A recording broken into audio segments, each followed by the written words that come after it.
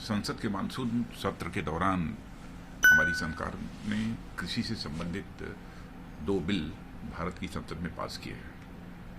विडंबना यह है कि किसानों से संबंधित इन बिलों को लेकर कांग्रेस सहित कुछ राजनीतिक पार्टियों के द्वारा हमारे किसान भाइयों के अंदर एक गलतफहमी पैदा करने की कोशिश की जा रही है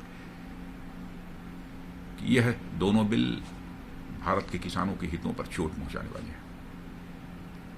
लेकिन मैं एक किसान का बेटा होने के नाते, केवल इस सरकार का एक मंत्री होने के नाते नहीं, मैं ये विश्वास के साथ में यह कह सकता हूं, यह जो भी कृषि से संबंधित बिल भारत की संसद में पास किए हैं हमारी सरकार ने, बहनों भाइयों, यह बिल यह किसानों का सशक्तिकरण करने वाले हैं, किसानों को मजबूत बनाने वाले यह बिल है। मैं किसानों को भ्रमित करने वाले लोगों से अपील करना चाहता हूं कि कृपया वो किसानों को भ्रमित न करें।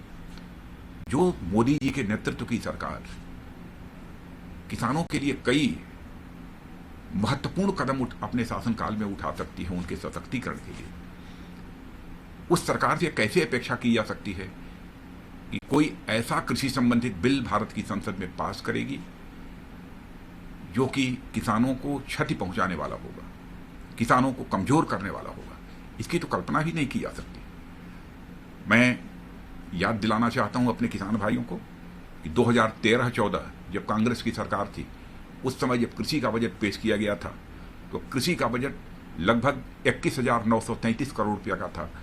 लेकिन यही 2020-21 में जो मोदी जी के नेतृत्व की सरकार ने बजट पास किया है कृषि का, वह 1,34,000 करोड़ रुपए से अधिक का है। और इतना ही नहीं, किसान सम्मान निधि के अंतर्गत 1 वर्ष के अंदर 94,000 करोड़ रुपए किसानों को सीधे ट्रांसफर किए गए हैं। ये हमारी सरकार के दौरान किए गए हैं। 10,000 से अधिक फार्मर्स प्रोड्यूसर्स ऑर्गेनाइजेशंस का गठन किया गया है, जिसके लिए भी लगभग 7,000 करोड़ रुपए से अधिक की धनराशि की व्यवस्था की गई है। इतना ही नहीं, किसानों को बैंकों के द्वारा सहज तरीके से ऋण की प्राप्ति हो सके। यहां पहले किसान क्रेडिट कार्ड के लिए 8 लाख करोड़ रुपए की व्यवस्था थी, अब उसको बढ़ाकर 12 लाख करोड़ रुपया कर दिया गया है। यानी किसानों के सामाजिक और आर्थिक विकास के लिए हमारी सरकार ने कई ऐसे प्रभावी कदम उठाए हैं। गलतफहमी पैदा की जा रही है कि इस सरकार ने जो संसद में बिल पास किया है उसके कारण मिनिमम सपोर्ट प्राइस यानी एमएसपी की व्यवस्था समाप्त कर दी जाएगी।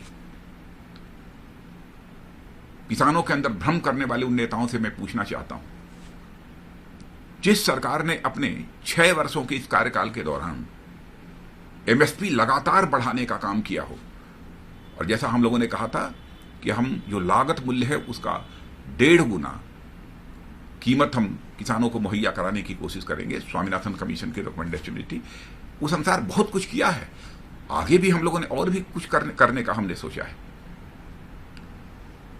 और शायद लोगों को इस बात की जानकारी नहीं है कि दलहन और तिलहन में तो हमारी सरकार में मिनिमम सपोर्ट प्राइस पिछली सरकारों के कंपैरिजन में लगभग 23 गुना से अधिक बढ़ाई है। मैं किसान भाइयों को आश्वस्त करना चाहता हूं कि पूरी तरह से आश्वस्त रहिए, किसी भी सूरत में मिनिमम सपोर्ट प्राइस की व्यवस्था समाप्त नहीं होने जा रही है। क्या आप पर भी बरपा है जालसाजी का कहर? सपने टूटे आपके, न घर के न घाट के।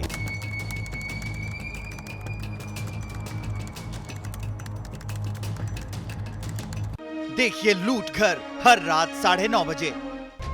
फिक्र आपकी,